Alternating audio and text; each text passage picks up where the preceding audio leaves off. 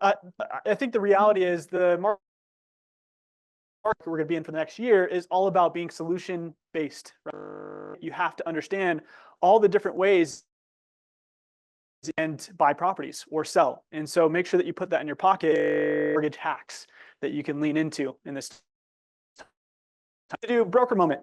Broker Dean. You guys, all right. There are to make sure you're up on them. You'll get this in. Also, just one before you go show a pro. If you're using a tool like Align Showings, it's already built in. Is set to request a showing that you're affirming to them that you already have a written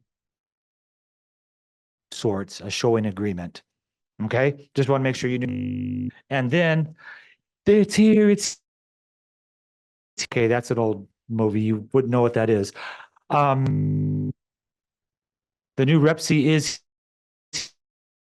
and this is the easy button for buyer agent. You guys, my recommendation: show all the homes you want to see that your client wants to see. Write up your offer. Ask for in the offer, asking the seller to pay for it. Let the negotiations begin.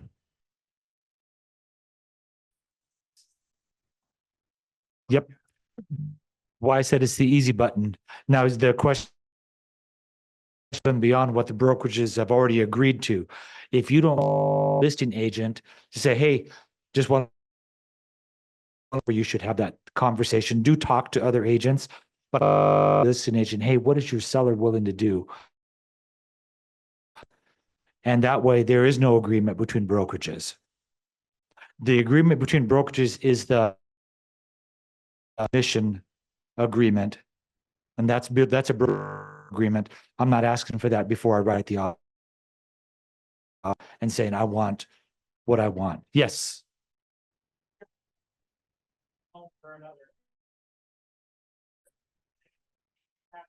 Okay. This question has been coming up a lot. Why don't we, oh, Corey, we'll pick on you. Is that okay? Has a written agreement, a buyer broker agreement with and me homes. And he's super, he says, Shoni, will you show homes for me?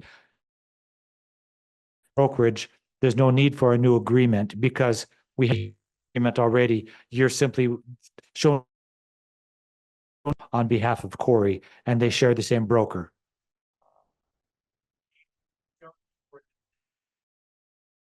If someone says, hey, will someone open a door for a buyer or seller?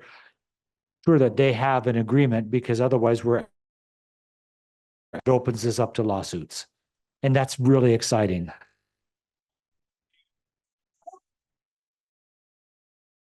I'm not going to play what if. We have to trust that someone tells the truth in this brokerage, because if got one and then they don't, yeah, it's that important. Any other questions on that? Just want to make sure that you saw the new reps. You want, if you're writing a new offer, it makes it a whole lot easier. The only time you would see that payment addendum would be an account it down and says, yeah, this is the counter offer.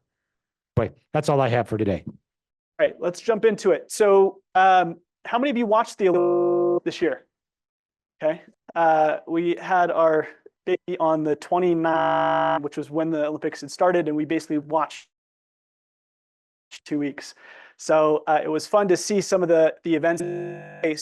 That'd be day and night, right? These are the of the Olympics. U.S. All other countries, which is awesome, with 120. We had 40 of the gold.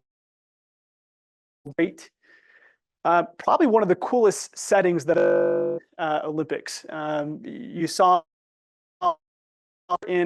at some the power in some really amazing locations.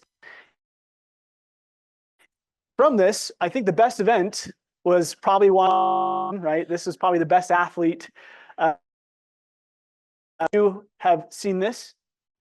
Okay. For those of you, hand up, go watch it on YouTube. Okay.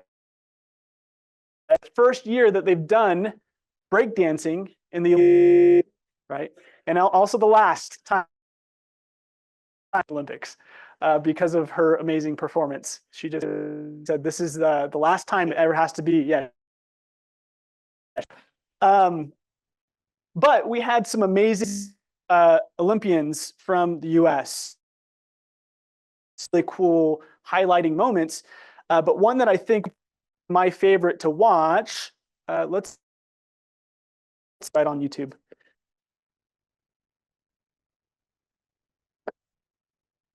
But that Jamaica had taken the race and ended up being 0.005 of a second. Okay, so that's the difference between winning such a small little fraction to determine the winner. And the reason why it's so important is there's this movie called Any Given. It's a simple quote in it, and he says, "Life is a game." And it's the coach talking. And he says that life is a game of inches around us. They're in every break of the game, every minute, every second. I think is that in business, adding up all the small inches. And the reality is that we're going through a shift right now. We had a couple classes earlier on this month and the end of July. Have a little bit different structure next to this. We've put together a playbook for the NAR. Funny enough, as soon as Dean mentions anything up, right?